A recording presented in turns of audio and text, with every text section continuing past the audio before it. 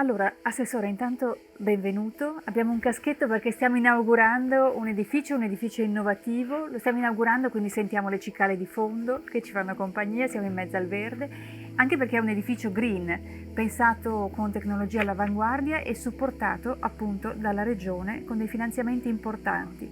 Questo è un connubio tra il mondo accademico, perché l'università ha avuto un ruolo importante, la Regione che ha sostenuto questa tipologia di progetti e poi il mondo dell'impresa radicato fortemente con il territorio. È assolutamente così. D'altronde io credo che siano delle direttrici obbligatorie, quelle da una parte dell'aggregazione di impresa e dall'altra quella di ridurre il più possibile la distanza fra mondo accademico della ricerca e mondo dell'impresa. Il nostro tessuto produttivo, lo sappiamo tutti, è fatto per la stragrande maggioranza da piccole e micro imprese.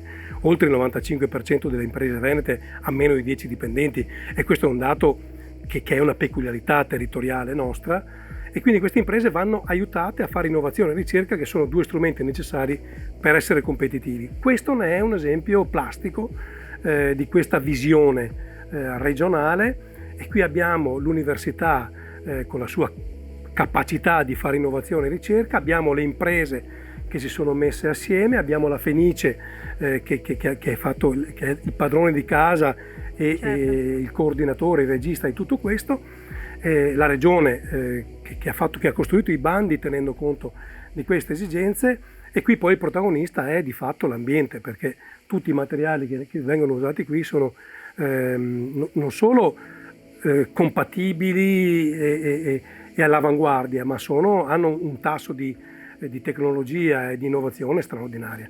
Quindi questo è veramente un progetto che non ha controindicazioni, ed è un bel risultato per tutti. E che è stato supportato ampiamente. In questo senso questo progetto è stato chiamato Crowdfunding Arena, perché sarà l'arena di incontri, di momenti di formazione, di crescita, relativamente a un settore altamente tecnologico ma anche altamente vicino alla popolazione, perché attraverso il crowdfunding si possono sostenere progetti sociali, innovativi, tecnologici, in linea proprio con la struttura di questo edificio e con i principi anche della Regione Veneto.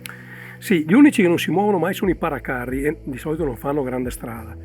Io credo che uno degli obblighi anche della politica sia quello di leggere la contingenza e immaginare traiettorie future. Questo è l'elemento forse più importante della politica.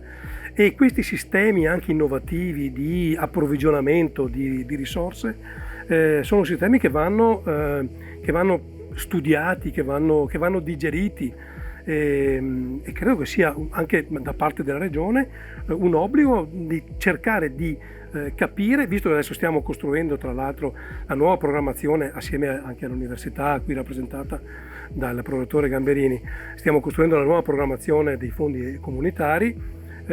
Immaginare sviluppi anche da questo punto di vista credo sia un dovere. I responsabili della Fenice me ne hanno già parlato, ci troveremo a breve per approfondire questo tema.